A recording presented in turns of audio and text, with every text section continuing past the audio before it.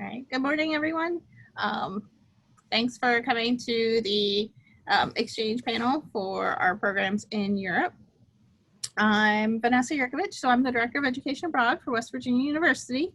I'm going to be moderating today's panel and start with introductions from our panelists. So we're going to start with just your name, what university you're from, a quick intro to your role at the university, or your experience with study abroad, and anything that you want to add that we might not get into in our questions that might introduce your university. So I'm just going to go in order of my screen. So Krista? Okay. Well, thanks for giving me this opportunity to be here. My name is Krista. I'm from the University of Graz, which is in the south of Austria. We like to call ourselves the center of Europe. If you look at the map, that's not quite true. And I think that's claimed by a lot of different universities. But I'm working with the incoming exchange students, mostly from outside Europe, but also from some focus areas of our university within Europe. I absolutely love my job because I come from a background of having been abroad multiple times during my studies, working abroad. It's the most fantastic experience you can have in your life, and it's a joy to be working with students who have decided to go on that adventure, and in this case come to University of Graz to do their exchange here. Thank you. Thanks, Krista. Megan. Hey, good morning, everyone. I'm Megan Ramirez. I'm a program coordinator here at West Virginia University, and I work a lot with students who are looking to go outside the US, and I'm also a first point of contact for students who are coming to study at WVU. And I absolutely love this job. I think education abroad is invaluable, and that just kind of draws from my background, where as an undergraduate student, I did 5 education abroad programs, absolutely loved every single one and learned so much from each different experience. And I think it's really great to help like the next generation of students get connected to students in other countries and other universities. Yeah. Thanks, Megan. Carola. Hi, I'm Carola from Fulda University. I'm working for the international office there as an overseas exchange coordinator. Well, I went abroad for 2.5 years during my studies. I did a double major in English and Spanish literature and languages, and I spent a year in the US and 1.5 years in Spain.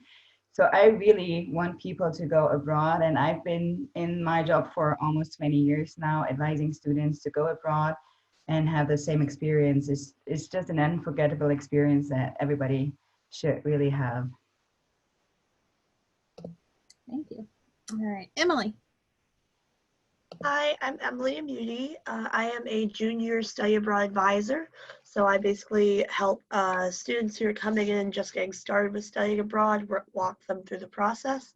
I actually was able to study abroad as well in Ireland, which was amazing. Travel all over, so I love studying abroad, and I love getting to work with people and encourage them to go abroad. We really do a good job here, so it's exciting. Thanks. Adrian?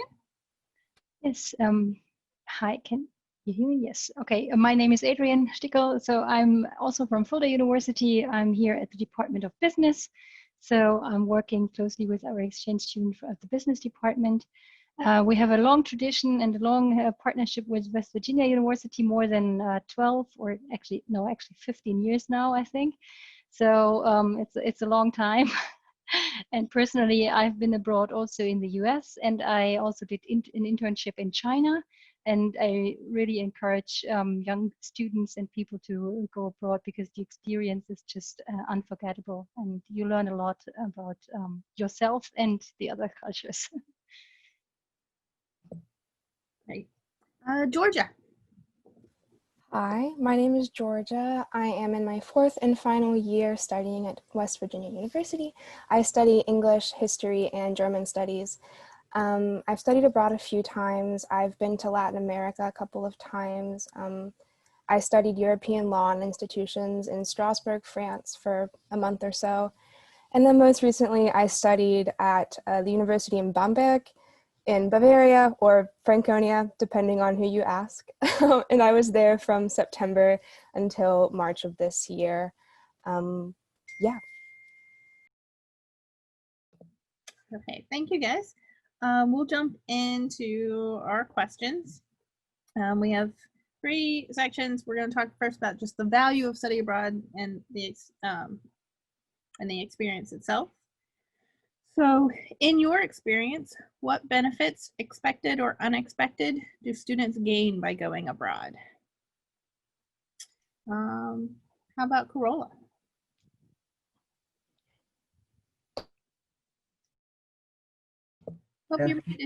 Now you hear me, I hope. Well, at first, I think everybody expect to improve their language skills. You know, when I studied abroad, I of course thought of, improving my language skills in English and in Spanish, of course.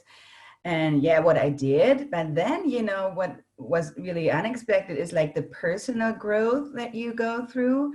You really get, more independent, more self-confident, and, really open-minded to other people and other cultures. And I think it's very, very nice experience. And you look different on your own culture too, and really open.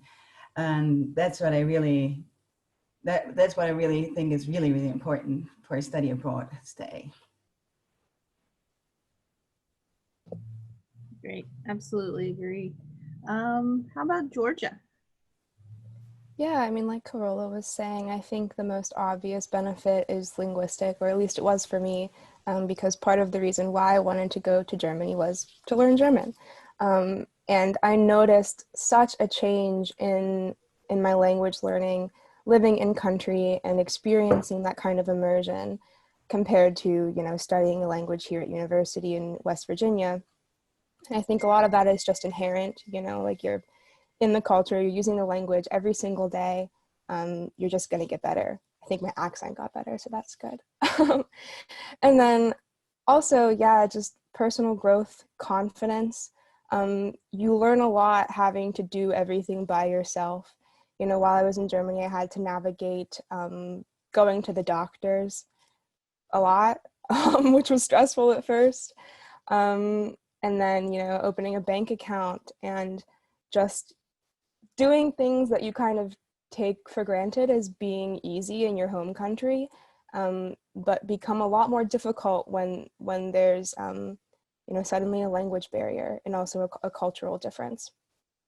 And it's certainly doable, like it's not impossible. It's not like paralyzing, but you do learn a lot about yourself. And yeah, it's really incredible. Awesome. How can students get the most out of their experience when studying abroad? And I'm going to swing this one to Krista. Well, I'd say try to get immersed as much as possible in this other culture you've stepped into, and that's for me linking both questions, because what you really do by going abroad is, as Carola said, as Georgia mentioned, you step outside of your own culture, but you also step outside of the environment you've grown up in. You're not surrounded anymore by people who define who you are. By having known you for your entire life, you get to try yourself out in new situations with new people surrounding you. And so just jumping into this other culture, into these other perspectives as much as possible, I think is the most important aspect of going abroad, because it gives you experience with a different culture. And that's not only important if you work on an international level, because even later on in life, when you work in different teams in different companies, all of those teams, all of those companies have a different culture. And what you learn by going abroad is really working with all those different expectations and learning to see things from different perspectives. So yeah, try not to have as many preconceptions as many students have about how the experience will be, and just trust that you will be able to manage whatever is thrown at you, mostly because you're not alone in the experience. There's so many other people surrounding you who are in exactly the same spot, have exactly the same questions, and will solve those problems that come along, going to the doctors or whatever it is along with you, because they might be in a similar situation as well. That's great advice. I love the phrase being comfortable with the uncomfortable. I feel like that always applies. Georgia? Yeah, I think you also have to, and this partially begins before you even leave the United States. I think you have to be realistic about your expectations, and you have to know what you want out of your study abroad experience. You know, like if you are going to learn this foreign language, you have to know going into it, I want to speak English as little as possible, and I have to set that expectation from the start, because if you start out speaking to people in English, they're going to associate you with English, and probably they're just going to speak English with you the whole time. And also, if your goal is language learning, unless you're some kind of language wizard or you're incredible at language acquisition or you're already really fluent, you're probably not going to get the hang of this language in the first 2 months that you're there. So if you're really going to learn a language, it might be a good idea to look at a time period longer than a semester or longer than just a summer. Because if you're staying for just a semester, there's a good chance that by the time your semester is over, that's when you're just starting to get the hang of speaking. And then you have to go home, and it's kind of like your language growth is really stunted that way. So I think just being aware of what you want out of the experience is really, really important, or else you might look back on it later and be like, oh, dang it, I should have stayed longer, and I should have done this, and I should have spoken to this German in German from the onset, and I would have gotten a much better experience. Yeah, absolutely. All right, we've talked a lot about language acquisition, which I think is always like the first thought when studying abroad is like, I can learn a language. But I'm going to pose, do students require second language skills to be successful or get the most out of their exchange experience? And I'm going to Adrian.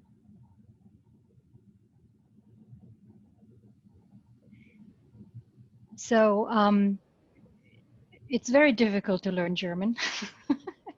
So I would say it helps, but it's not necessary. It depends on what we want to do. I mean, if students, for example, would like to seek for an internship here in Germany as well, then I would say, yes, it's better to learn German and to know at least some words, because even in an English, in a company with English language as a company language, you know, like all the surroundings might then, yeah, still it might be just helpful to know a little bit of German.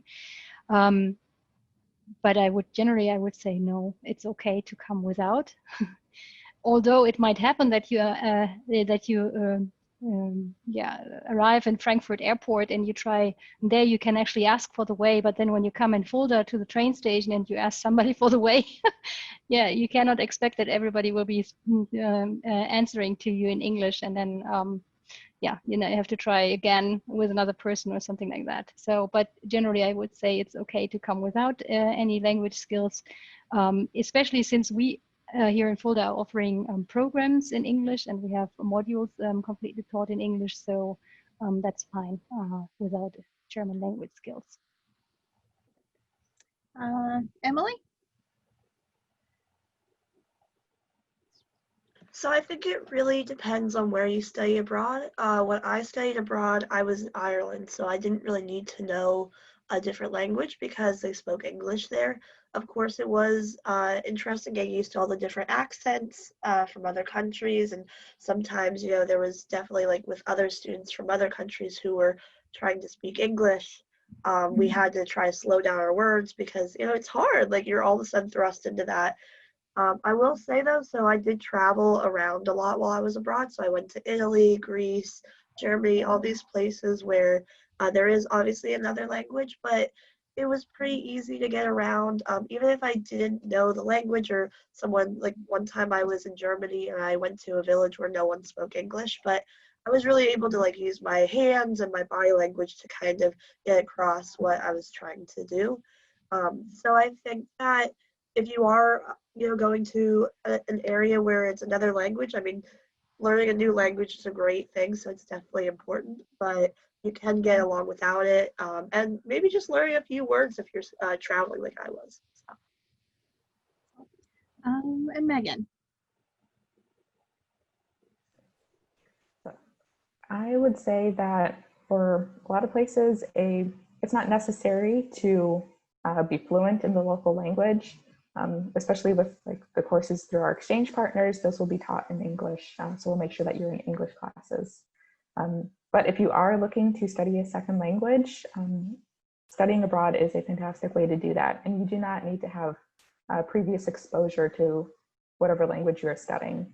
Like with two of my study abroad programs, I went in with the intention of studying language. The first time to study Arabic, and I was going from having absolutely no background in the language to being able to have an intermediate level conversation at the end of the summer.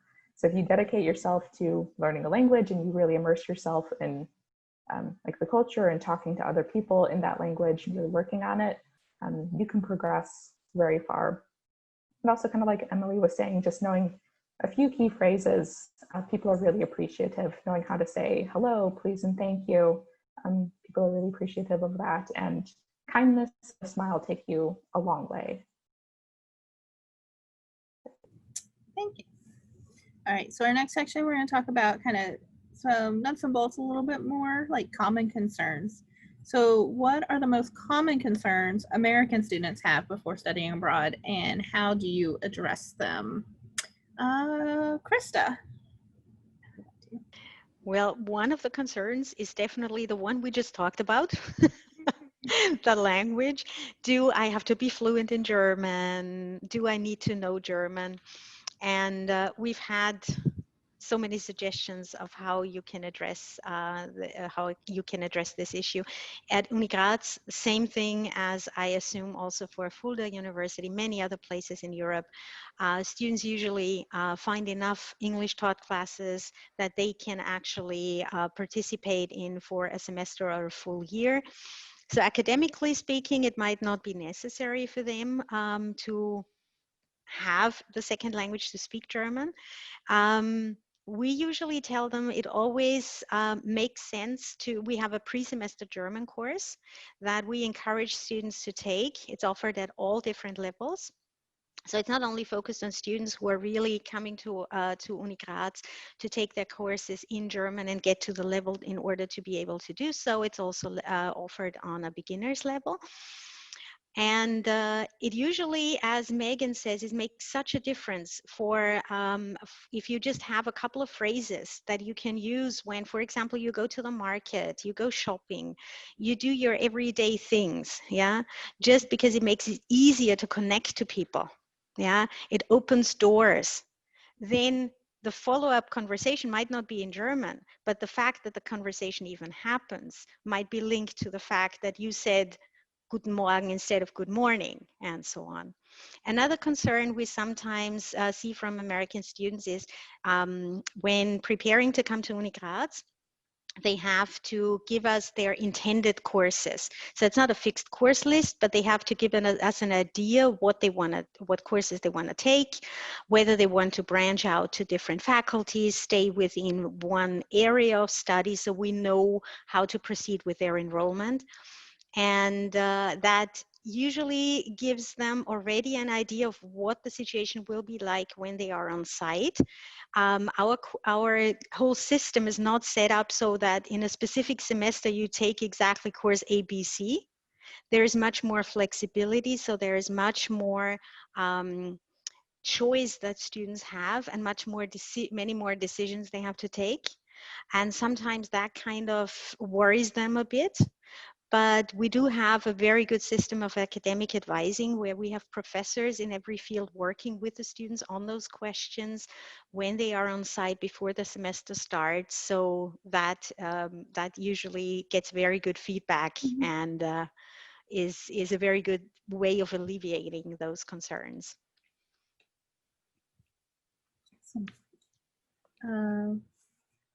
Georgia, did you have any concerns before you went? I did, and maybe this was just me, I don't know, but I was very hyper aware of like negative stereotypes about Americans that seem to exist internationally. And when going abroad, I was really scared that no one would like me just because I was American. And I think I tried to do a lot of things that weren't necessarily necessary to make myself seem less American. You know, I was Googling like how do Germans dress and like how do I fit in Germany?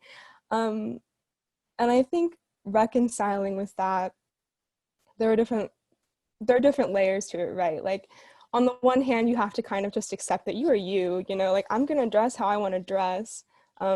Germans might like to wear black turtlenecks and I'm wearing one right now, but like also it's okay to wear things that aren't typically viewed as European. And you know, sometimes I'm loud. I'm from West Virginia. I'm loud sometimes, and that's okay. One time some Germans called me out about it in a bar and I was really self-conscious, but you just learn to love and appreciate yourself. But then I think the other half of that is honestly just having conversations about it. I had so many conversations with my international student friends about stereotypes of Americans and stereotypes of people from their cultures. And that was really educational on both sides because I was learning about them and, you know, things about their upbringing and their culture that weren't necessarily true or that were true. And they were doing the same for me. And I also took a class at the university that was called Stereotypes and Mentality. And it was taught in German, but we learned about stereotypes of basically everyone's cultures, about stereotypes of German people, stereotypes of Americans, of Canadians, of people from, I don't know, Portugal. And that was just really informative. Yeah, I hope that wasn't too rambly. No, and I think that's a really good point. Now, it's not just you. I feel like that conversation kind of comes and goes over the years. I remember I was in a session once and the students were told no one in Europe wears white tennis shoes. And you're just like, we can't wear white tennis shoes and we'll be Americans? Like, and you know, everyone has their own thing, like as individuals, you know, and culturally. So I think it's just that broad like uncertainty or like self-consciousness that we get as people to stand out. Let's see. What advice do you have for students that may have trouble acclimating to their new environment upon arrival? How about Emily? Sure. So this is definitely a big one. I know when I was going abroad, I was really nervous about that, you know. I think one of the biggest things, of course, was like the food, getting used to that, getting used to the culture there, you know. It is really, you know, it's scary going into a new place, but I would say the biggest thing you can do is get involved in different things. You know, I joined a lot of clubs.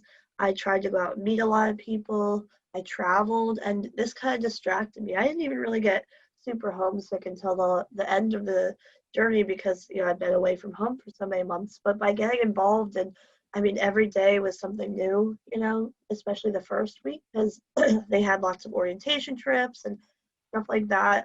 If you can get involved and have your comfort zone, it's going to help a lot. And the other thing I would say is, I mean, I did a lot of research before I got over there.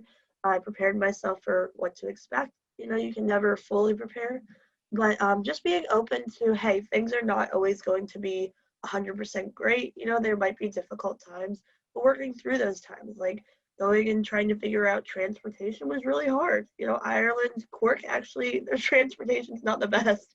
And I got lost a couple times. Being open to asking for directions because people abroad are really friendly, and if you get lost or if you're struggling with something, they're gonna help you, you know. So just like being prepared for something, you know, like, hey, there might be challenges, but I'm gonna work through this. And then again, getting involved. So. Great advice. Corolla? Yeah, I agree. You know, getting involved in a lot of activities is really the best thing that you can do.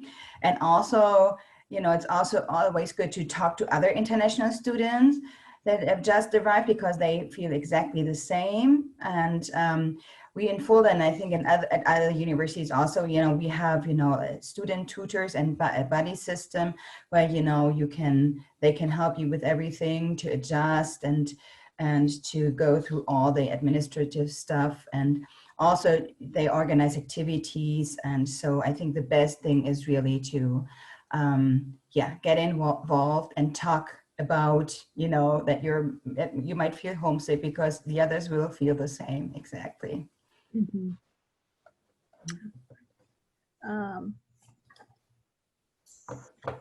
Is there value in studying in an academic system different than the one you were raised? Any advice for adapting to this change?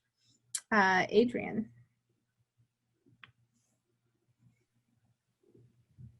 Well, yes, I think there it's I mean, I studied in the US as well, so I know the modules are usually very, you know, organized. You have a course outline, you have a lot of quizzes, and so it's very strict in the forthcoming. So you have to follow all the rules and so on. And I think here in Germany, it's much more freedom within the class. So you have no midterms usually and no quizzes and things like that. So yes, it's definitely an advance to see that and to yeah have experienced the freedom of this. And on the one hand, that is positive, but on the other hand, you have to be very, very self-organized because there's no, there are no points which really guide you. You have to do that on your own to actually make then the final exam. That might be different in Britain or in Ireland. It's, I think, more like the US study system, but I think in Austria, it's more or less the same as in Germany here. So yes, I mean, it's a different way of studying, and I think it's worth seeing that and experiencing it. Maybe, I don't know if Bethany has any, Georgia, sorry, has any, since you experienced it yourself, any input? Yeah, I mean, so I was raised in small town America, and I think you're kind of taught, like, or at least from my personal experience, you're kind of taught that there is one way to do things in terms of the school system, and like, this is the way that works, and this is the way it should be. And so leaving that entirely and experiencing how different it was in Germany, and how much more, yeah, I think you're right in saying that it feels more free, because it does. Seeing how that works and has its own merits, I think that was really, really valuable for me. And it made me come back to the States and kind of, I don't know, rethink some aspects of our educational system that might not be working well, or look back on Germany's educational system and also say, maybe that wasn't really effective. You know, it just allows you to be less narrow-sighted, I guess. And I also wanted to say real quickly regarding the previous question, just because I think it's really important and it's not talked about enough, concerning, you know, adjusting to a new environment. And a lot of students struggle from mental illness. That can play a large role in adjusting to a new environment. To be quite frank, like, I struggle with obsessive compulsive disorder. And when I moved to Germany, it was hard. It was really, really hard. And I think you have to be realistic with yourself about those things. You know, like, if you're a student who struggles with anxiety or depression or any other mental illness, you have to know beforehand, going into it, what resources are available to you, what your abroad office is offering. You know, does your international student insurance cover counseling while you're abroad? And is there going to be a language barrier whenever you get into counseling? Is that going to affect how comfortable you feel with your therapist there? I just think that's really important to consider when we're talking about adjusting and acclimating. So those are great points, Georgia. Thanks for going back to that. Corolla? Yes, thank you, Georgia, for sharing that. I have a lot of experience with, these students, who have these problems or had these problems. And for us, I just want to encourage students, to tell us upfront, because it's much easier, to arrange things, Normally, like in Germany, for instance, in our university, you have to register for public German health insurance. And so you get anything you want, even I always say even a heart surgery would be paid for, or a transplant or whatever. So, but of course it is difficult. We do have a counseling service also at our university, and they also speak English there. But if you need to have a longer, therapy or things like that, it might be difficult to arrange because, we don't have a lot of psychologists that are, there's a long waiting list, let's put it that way. Also due to the refugees from Syria that need a lot of counseling, sometimes due to traumatic experience. So it's sometimes you have to wait for a long time, to get professional help. But we do have counseling service on campus. And I always, ask students to tell us upfront so we can arrange something, if that's necessary. Because this is a really, a lot of times students are in very good condition when they leave, but then, this is such a different experience when they come. And then, it's starting again or breaking open or whatever. And yeah, I understand it's really, something totally different, like the culture shock, and to be in a different country, different people can cause that a lot.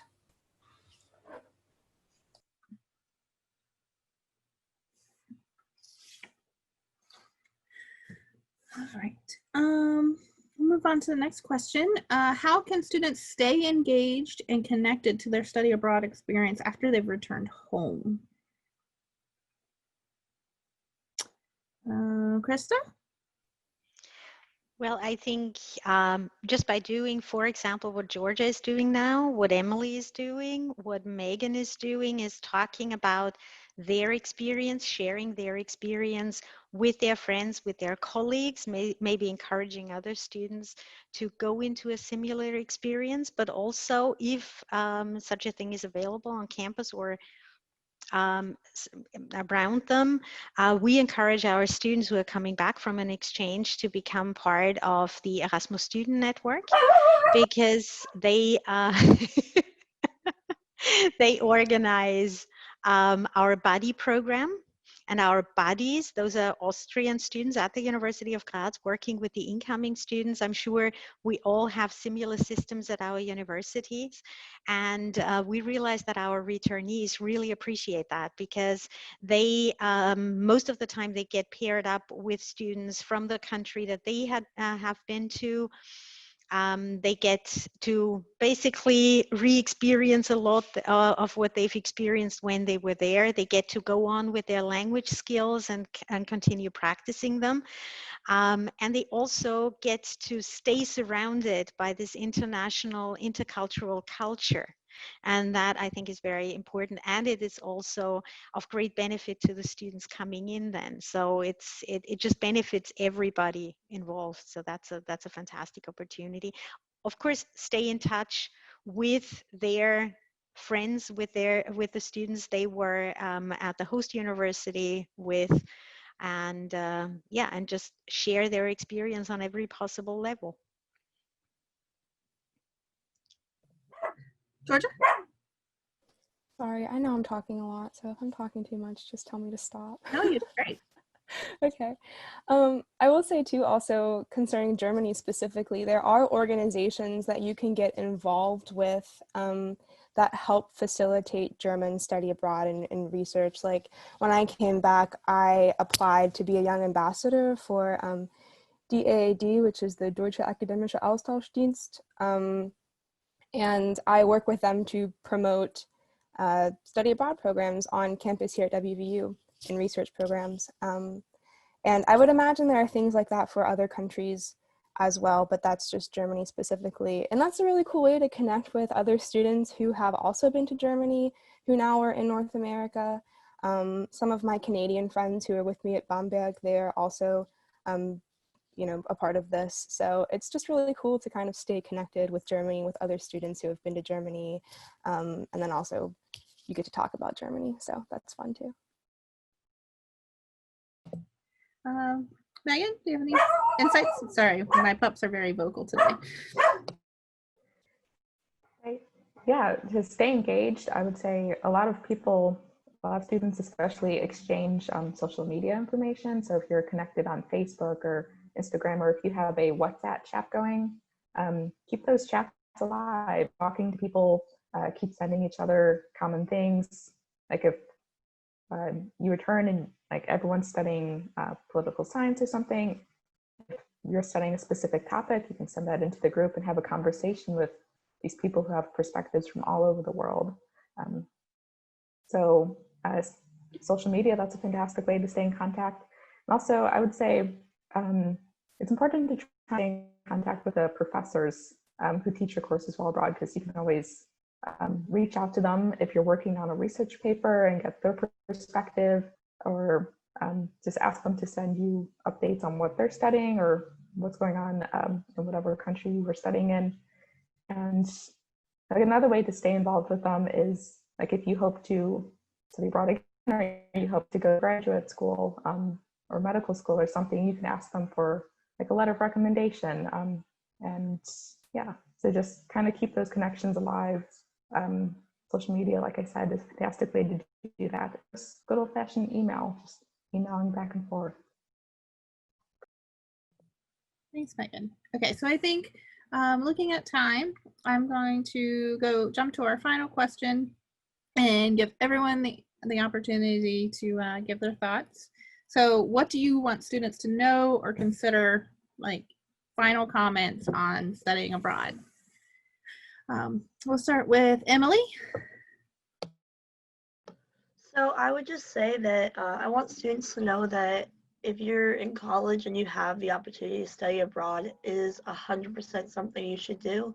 It is a life-changing experience. You meet so many amazing people. You get to go to so many amazing places. And even though it seems scary and it seems like, you know, this is a big jump, it's really not that bad. I mean, there's just so many things you're going to learn, so many things you're going to do. One of my biggest regrets is that I even spent 1 or 2 days in my room watching Netflix while I was there. You know, I wish I'd been out every single day exploring, because when it's done, you're going to wish that you were still there. And even 2 years later, I still miss Ireland every single day.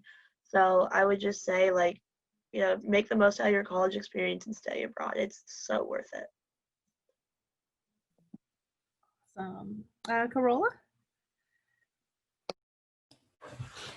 Yeah, I just wanted to add that, you know, Europe is a great place to go to come to. It's a very safe place to go and even to travel. You have a lot of opportunities, you know, the distances are very small compared to the US. And don't be afraid, you know, it's a great experience that you will never forget, and we'll try to make it as comfortable as possible for you guys. Thank you. Megan? I would just like to echo what everyone is saying. It's an amazing experience, and it will change you so much. You will learn so much about yourself and gain so much confidence in yourself.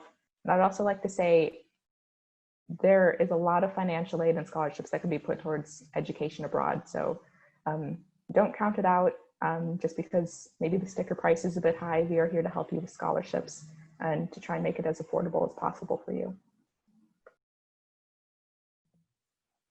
Adrian?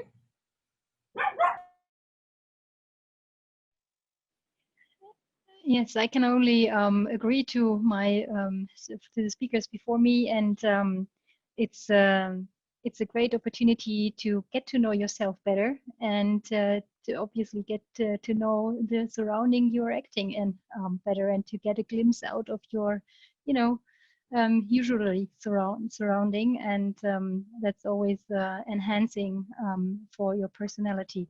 And I can see that for my students, they send a lot abroad, also to West Virginia. And I always see when they come back, you know, they have grown. They're just, you know, somehow older and mature, more mature. And it's very nice to see when they come back and had a really good time and met a lot of new people. So yes, go and study abroad. It's a good experience. Yes. Georgia. Yeah, so I had to leave Germany about 6 months early because of coronavirus, which was really unfortunate. And so that being said, I would say if you can study abroad, like, do it while you can, because you never know what's going to happen. I never would have imagined that I would have had to leave Germany suddenly in March. And, you know, while you're there, like Emily was saying, you just have to make the most of it, because, you know, now I look back on all those days that I sat in bed reading Netflix and I'm like, why did I do that? I was going to leave in March. I should have, you know, gone to the bar, you know, talked to my friends or something. So yeah, I think just take advantage of it while you can. And also what Megan was saying, be aware that you can take advantage of it, because there is financial aid available for you. There are scholarships available for you, both internally and through organizations like DAAD. Those avenues are there for you to take advantage of. And so take advantage of them, because again, you never know when you might get another chance to. All right, and the final word goes to Krista. Well, I'd like to continue from what Georgia said. Take that opportunity while it is so easy to take it. Because while you're a student, I mean, we have a lot of students come in and worry about, I'm going to be gone for a semester or a year, what's going to happen after I get back, and so on and so forth. But being in a job now for decades and decades, I can tell you that even for me, who works in the international context, I get to go abroad if we don't just have Corona like right now. But it's not the same. It's not spending a longer time in a different culture and having this fantastic experience. That is something you can do while you're a student. You can go abroad for a semester. You can go abroad for a year. It becomes so much harder later on without making extensive commitments to be able to do that. So take the opportunity while you can. Take it as many times as you can, like Megan did, going on, I don't know how many exchanges, I forgot, but many. And it will definitely be an experience that will shape the rest of your life in more ways than you can imagine when you're thinking of this opportunity in your future. And it's, as Emily said, the most fantastic experience you can have. Great. I want to open it up in case our audience member, George, wants to ask any questions or maybe add an insight. See if... No. Okay. I recognize the name, so I was putting him on the spot. But I want to thank you all for your engagement and your wonderful insights. I think these are all great points and wonderful things for our students to think about when studying abroad. So I hope you guys have an awesome day, and I look forward to working with you guys.